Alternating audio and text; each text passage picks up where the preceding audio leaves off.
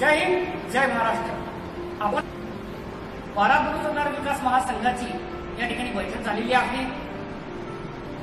या ठिकाणी बारा बलुतेदारांचे सर्व कार्यकर्ते, सर्व नेते मंडळी या ठिकाणी या बैठकीला उपस्थित आहेत। आपण सर्व क्षणचित्र बघू शकता KK लाईव्ह मध्ये। आज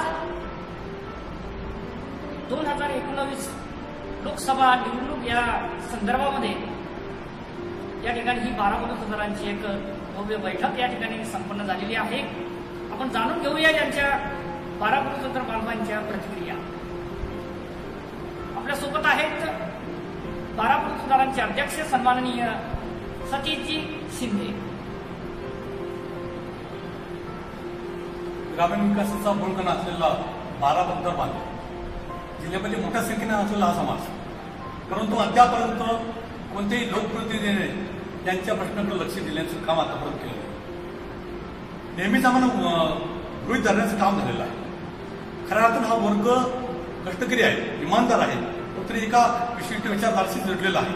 असं असून सुद्धा आतापर्यंत या व्यक्तीकडे, यांच्या कार्यकर्त्यांकडे, यांच्या समाजाकडं वंचित ठेवण्याचं काम आतापर्यंत त्याच्या व्यवस्थेने केलेलं आहे। येणाऱ्या काळामध्ये सन्मानाची वागणूक दखलपात्र समाज असून सुद्धा तर झाले नाही, कुठेतरी कार्यकर्त्याच्या मनामध्ये गंत आहे की आज कुठपर्यंत आपण असं चालायचं।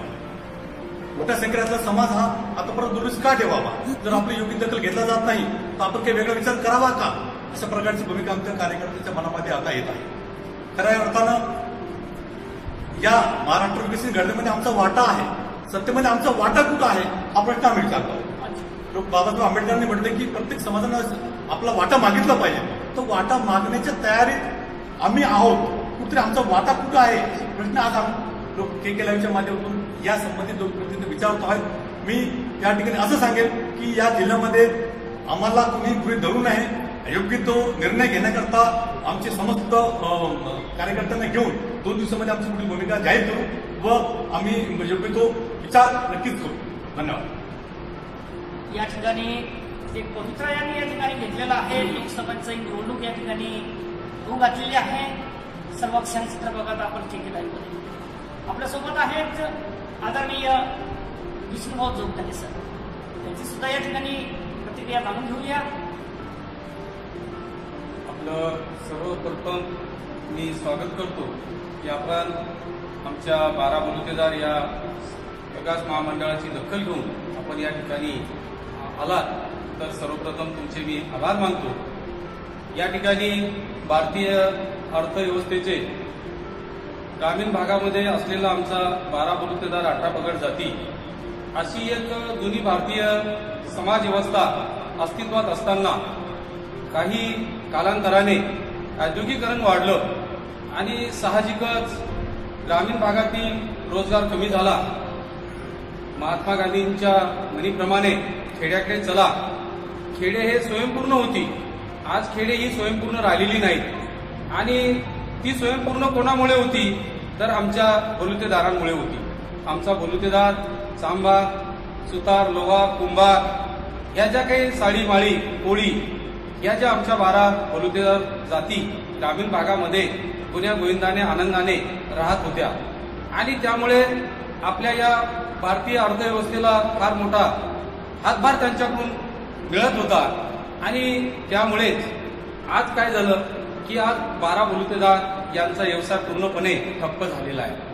आपण समजून घेता की अनेक औद्योगिक कंपन्या आपल्या भारतामध्ये आल्या आणि आमचा समाज हा खूप काही मोठा शिकलेला नाही आणि त्याला तशा प्रकारचं प्रशिक्षण देखील दिलं जात नाही, म्हणून अनेक बेरोजगार आमच्या या 12 बलुतेदारांमध्ये आहेत। आणि जो आमचा जुना 12 बलुतेदाराचा कारागीर आहे तो वृद्ध झालेला आहे। म्हणून मी शासनाला एक विनंती करेन की वृद्ध कुटुंब पेन्शन योजना की जसं आज कुटुंब योजनेमध्ये दरमहा त्यांना मानधन देण्यात यावं, तसंच प्रत्येक जिल्ह्याच्या ठिकाणी महाराष्ट्रातील एक बलुतेदार भवन स्थापन करण्यात यावं।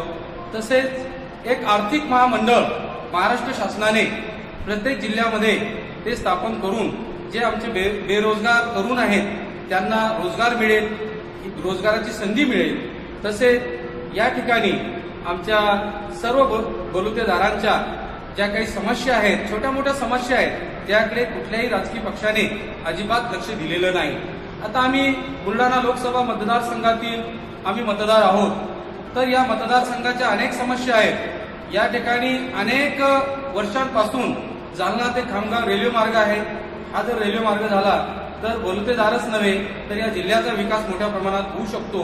म्हणून येणारा जो कोणताही लोकप्रतिनिधी असेल त्यांना माझी विनंती असेल की त्यांनी सर्वप्रथम खामगाव ते जालना रेल्वे मार्ग हा मिळवावा आणि त्यातून बलुतेदार नव्हेच तर संपूर्ण बुलढाणा जिल्ह्याचा विकास यातून आपल्याला साधता येईल. म्हणून आपण या ठिकाणी आमच्या बलुतेदारांच्या छोट्या मोठ्या ज्या समस्या आहेत, अडचणी आहेत, या लोकप्रतिनिधीने समजून घेतल्या पाहिजेत. कारण आता सध्या लोकसभेच्या निवडणुकीचं वारं सुरू आहे. अनेक उमेदवार या ठिकाणी येत असतात, भेटत असतात. आम्ही देखील त्यांना भेटतो, ते देखील आमच्यापर्यंत येतात. परंतु खोटी आश्वासनं आम्हाला नको आहेत.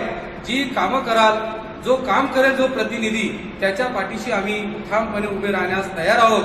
परंतु अनेक मागच्याही निवडणुकांमध्ये 12 बलुतेदारांनी योग्य उमेदवाराला साथ दिली आणि योग्य उमेदवार निवडूनही आले. आणि आता देखील आमची विनंती आहे की आम्हाला आमच्या छोट्या मोठ्या या समस्या तुम्ही शासन दरबारी मांडाव्यात आणि आमचे जे मुलं मुली आहेत यांना शिष्यवृत्ती धर्मा देण्यात यावी.